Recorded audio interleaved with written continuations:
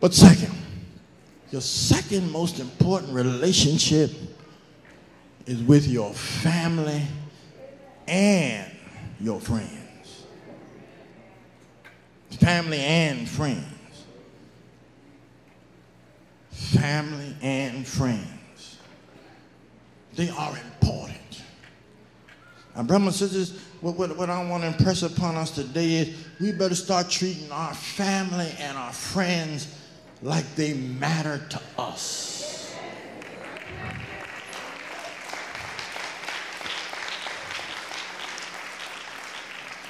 Like they matter to us.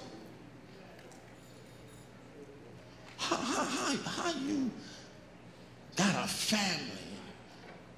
You don't spend no time with them. 2 weeks ago, I preached a sermon and I said, prayer takes time. Let me tell you something. Relationships take time. Oh, yeah, you got to invest in relationships. Because relationships take time. Oh, yeah, they take time. Take time. And you know, Seth has a way now of just jarring me. No, but I thank God for it. Yesterday morning, I was tired. And I was sitting at the table eating a nice, great big piece of watermelon. Oh, it was nice and cold and it was good. And here comes Seth. Daddy, let's go outside and play. That watermelon was cold and good. And I messed myself up. I really did. I done this myself. Thursday was his birthday, and I went to Toys R Us and bought this basketball thing. His little basketball, and I said, good. And I figured he'd go out there and play with that old bad boy. He said, Daddy, let's go outside and play basketball. And Christy said, Seth, your daddy's eating. You know what Seth said? Yeah, but I want to spend time with Daddy.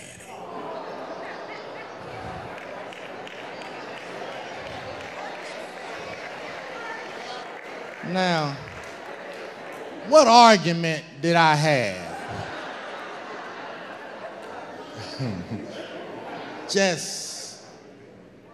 And I said, Lord, you really are not fair. You're really not. Because I knew that the Lord did that. Excuse the bad English educated. The Lord did that because I'm going to get up here and talk about relationships matter. And the Lord was saying to me, prove it. So I got up, went out in the backyard, playing basketball. Wore me out.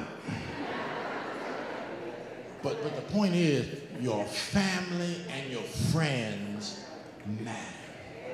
And if they matter, you got to show them that they matter.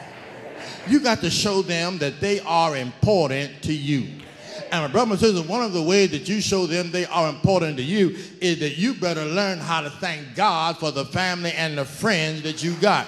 Because I want you to know there are a whole lot of folk who are in some families that are just dysfunctional. They in some families that are just a mess. If you are in a family and y'all have a good relationship, you better learn how to thank God for your family. You better thank God on your knees, and you better thank them by the time you spend with them. If you got a good spouse, you ought to thank God for them. If you got good children, you ought to thank God for them.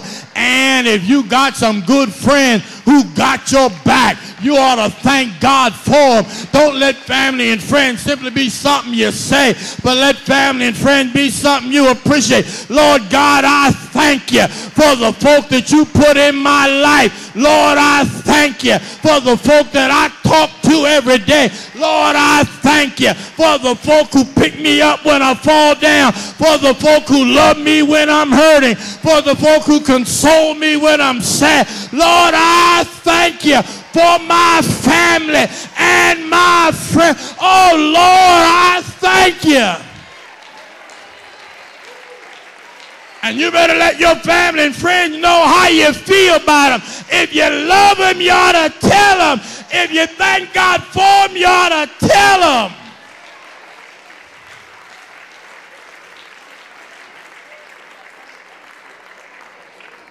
Because don't presume you're going to always have them.